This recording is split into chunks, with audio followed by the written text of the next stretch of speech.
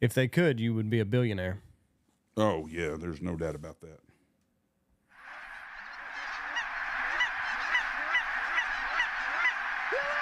Be wiping your ass in $100 bills. Mm-hmm. Be a great life.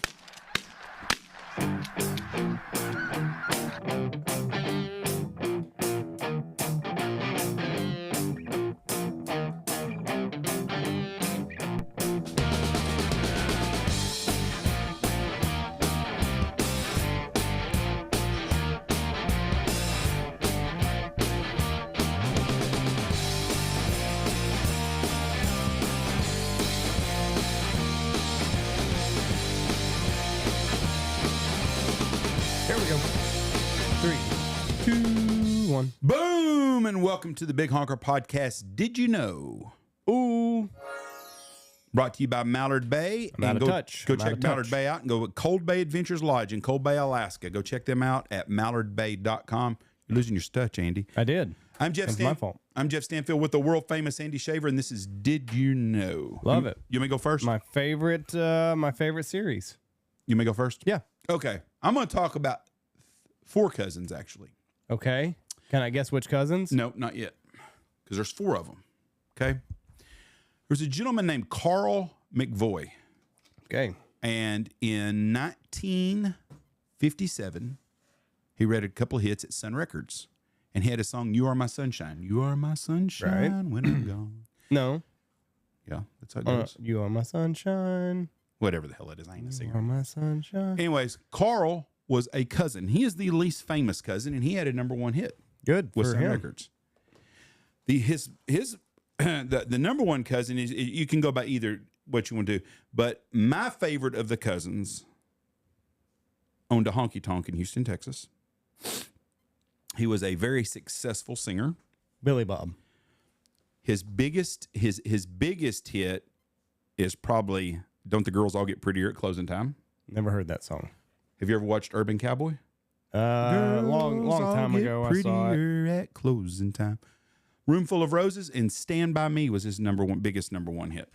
Anyways, he's a cousin, was born in a little town in Louisiana called Faraday, Louisiana, I believe. Let me look here and just make sure if that's right. Oh, he was born in Natchez, Mississippi. He was one of the cousins. He owned a bar in Houston called Gilley's. His name was Mickey Gilley. Very famous guy, was a country singer. The other cousin was a preacher. Okay. Have you ever heard of Jimmy Swaggert? I have, but I don't know anything about him. Well, Jimmy Swaggart was a preacher that got offered. He went to Son Phillips. The other cousin, the last cousin I'm going to talk about, we'll go to the last cousin first then. The last cousin was the most famous. He married his 13-year-old cousin. Elvis Presley. Elvis. Oh, he married a 13-year-old? No, he didn't. Fuck if he didn't. Who did he marry that was 13? Lisa Marie, I She think, was wasn't 13. She was 17 when they started dating, or 15 or 16 in Germany. They didn't get married till she was 18 years old. Her daddy was This guy's the killer. the killer. That's Yeah. right. They call him the killer because he killed a few people. Right. He shot a Coke bottle one time, bottle ricocheted and hit his drummer in the chest. It didn't kill him. Dumbasses. Jerry Lee Lewis. Yeah, him. He had a 13-year-old cousin he married. He was on a tour in England. While he was in tour in England, they found out she was 13 years old and they had to cancel the show. Anyways, he was signed by Sun Records. Whole lot of shaking going on. My favorite song of his is Middle Age Crazy. He had some really good songs in the 70s, some country music.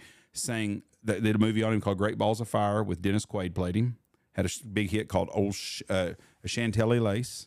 And he had a big song called Shakin' and, God dang, I can't remember what the hell the damn name is. Groovin' and shaking? Groovin', maybe that's what it was. I just was looking at it just a minute. I've read all this stuff again. I've been wanting to do this one for a couple of weeks. This is one of my favorite stories anyways. Sidebar, Lisa Marie. Good golly. Priscilla, not Lisa Marie. She was 14. When they got married? Elvis was 24. They got married when she was 14 years old? I thought she was 18. Well, when they first started courting each other. Yeah, but it was pretty strict at first. But I think by 16, her parents were letting her do whatever she wanted to do. But anyways, back to Jerry Lee Lewis. Yeah. Jerry Lewis, a whole lot of shaking going on. Was a big hit of his. He had other songs that he did. He also included Elvis Presley's Don't Be Cruel and Paralyzed Chuck Berry's Brown Eyed Handsome Man on a CD called The $1 Million Quartet. When they were at Sun Records one day, it was Elvis Presley, Jerry Lee Lewis, Johnny Cash, and Carl Perkins. Carl Perkins is the least famous of those guys, and he wrote Blue Suede Shoes. Mm-hmm. Now, Jerry Lee Lewis had not Jerry Lee Lewis. I'm gonna go back. I'm gonna backtrack again here. We've been gone for a week, so forgive me for my slowness here. Anyways, Mickey Gilley had a song, and I can't find the name of the damn thing, and I've lost my damn train of thought. It was a big hit for him, and it was "Stand by Me." Hold on, I'm gonna get this wrong. Hold on, just give me a second here. Okay, so here's a little sidebar. Did you know? A little bonus. Did you know? Lisa Marie was an Air Force brat. Obviously, I guess Elvis was in the Air Force. The details of their courtship may not be front of mind. Written in Priscilla Presley's own words for people in 1985, the Pacific story of how the king of rock and roll met and wooed her, his only wife, may be hard for some fans to stomach. Priscilla and Elvis met back in 1959. As an Air Force brat, she was constantly moving around, but at that point, she and her family had settled in a small town in Germany. Elvis and Priscilla met soon after a party where Priscilla was invited by a family friend. When she and Elvis met, she immediately told him she was in the 9th grade, to which he reportedly said, "Why, you're just a baby," in an Elvis voice. In her 1985 article for People, but then he took that baby up to his room a few nights later because Priscilla, as Priscilla recalled, he said, "I want to be alone with you, Priscilla. Will you come upstairs to my room?" They'd spend all night together, seeing each other for months, but per Priscilla, they never made love. Priscilla writes that he repeated time and time again, "We have plenty of time, little one." Soon they'd spend every night together, which proved to be much more for the student. Her grades started slipping, and she got rightfully tired. And so he gave her drugs to help her stay awake. Good job. That's how I would do it if I was dating a freshman. My parents became confused and bewildered by our relationship. We tried to make them believe that it was proper and platonic, and they wanted to believe me, Priscilla writes of that time. We had a nightly ritual. About 10 or 11, Elvis would glance at me and look toward the stairs. Then, naively assuming that nobody knew where I was headed, I'd casually proceed to his bedroom, where I'd lie on his bed waiting for him to appear. "Sweetness," he would say, putting his arms around me. "You're so pretty, honey." And then we'd kiss long, deep, passionate kisses. Okay, this is weird. Oh. So anyways, he's a weird dude. Yeah, well, you know. Okay. Evidently, he has a lot of game for the high school girls. Yep. Anyways. Hold on, before you go, was Elvis then?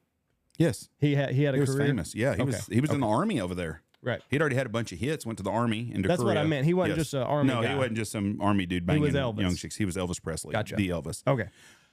Jerry Lee Lewis had a song called "Me and Bobby McGee." Have you heard that song? Yes, Janis I have Joplin, heard number that. one Yep. song. Do you know who wrote that song? Did you know? I'm assuming one of the cousins. Chris Christopherson wrote that song.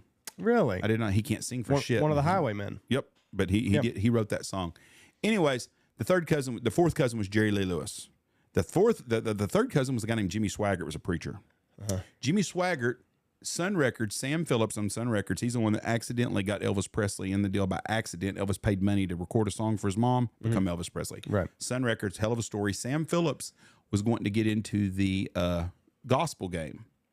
He had Jerry Lee Lewis under contract. Here's his cousin, Jimmy Swaggert. Right. Jimmy Swaggert was starting to be a preacher. He could sing and do stuff too.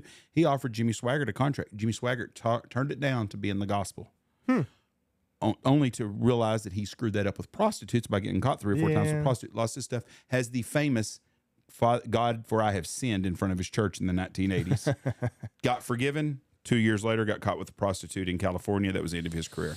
Anyways, that's 4 cousins, all of them famous in their own ways. First one had a #1 hit. Jerry Lee Lewis had #1 hits. Mickey Gilley, probably the only one that didn't get in trouble. Texas, lived in Texas most of the time. And Jimmy Swaggert. Very Jerry Lee successful Lewis. family. Very interesting family. A really interesting story right there. Waylon Jennings ties into all that also. Right. So anyways, there you go. That's your Did You Know. Okay. My Did You Know. Bit of a conspiracy, but there is this gentleman. There's a German historian, and he believes that we are not living in the year 2024. We are actually living in the year 17-something, 68, we'll say. Well, you go way out deep when you get to yours. That's right, baby. So he believes we're in 17. So he doesn't believe that Jesus died when he did? No, that's got he doesn't. Well, that's where our anything years up come about- from, before Christ in AD. Well, you don't think? No. Well, I don't. What do you mean no? Well, we switched from the Julian calendar to the Gregorian calendar in the 1700s to account for the leap days. But We had a wonky calendar system, and that's going to be next week's Did You Know, because there's a lot to dive into on that and how it's really fucked things up. so you don't think we're 2024 AD right now after death? He doesn't. Okay, but do you? After that, and that's not what. Okay, go ahead. I'm sorry. Anyway, he doesn't. I'm just telling you what he says. Okay, Jeff. so he thinks it's year 17. 17. He basically says that this is called the phantom time hypothesis. But basically what he believes is that the Catholic Church fabricated 300 years. Contrary to what you believe, you aren't living in the 21st century. Instead, you're living in the 1700s. And the reason most of you don't recognize that is that the elites of the early medieval period worked to deceive you. At least that's what German historian Herbert Illig, Illig, puts forward in his phantom time hypothesis. Let's see. Okay. Here's what the phantom time hypothesis is. The Roman emperor, the Holy Roman Emperor, Otto III, conspired with Pope Sylvester II and quite possibly the Byzantine Emperor Constantine VII to doctor the dating system. The trio cooked the books to place their reign to be at 1000 AD. They wanted, for whatever reason, they wanted to be in charge When the year 1000 AD hit. 1000 AD. So a lot of people have debunked this, but basically what he says is that the years 614 to 911 was a fabrication of those three men. So there was no 300 years there in a row. Someone changed the calendar. Basically they kind of rolled the calendar forward and they kind of put false documents out there and all that stuff. But what that would mean is that there would be no Charlemagne, no Muslim conquest of Spain, and no Viking raid on England, which I don't know how you dispute that. But Illig maintains that the three rulers tinkered with documents at the time, made up historical events such as Charlemagne, planted fake evidence to be dug up centuries later, so they really had to go deep, and commanded their underlings to back them. Now, his evidence is that there is a lack of original historical documents from that time period, also known as the Dark Ages in Europe. So basically, he's saying, listen, there's this period in time where things were shitty. We didn't really record a whole lot of history. Maybe these people conspired to take 300 years out of the historical dating system. That's interesting. I don't understand why they did it. Because they wanted to be in rule when it turned to 1000 AD. That's interesting though. I don't know. So you can dig into it, but a lot of other people have debunked him, but he's sticking with that and going for it. So maybe we're living in the year 1700. So maybe the Mayans were right. They're going to get another crack at it in another 300 years, maybe, if this guy's hypothesis take hold. I won't be here in 300 years. I don't care. Not my problem. Thank y'all for listening to us. God bless y'all. Go check out mallardbay.com. Thank you. Peace. Bye-bye.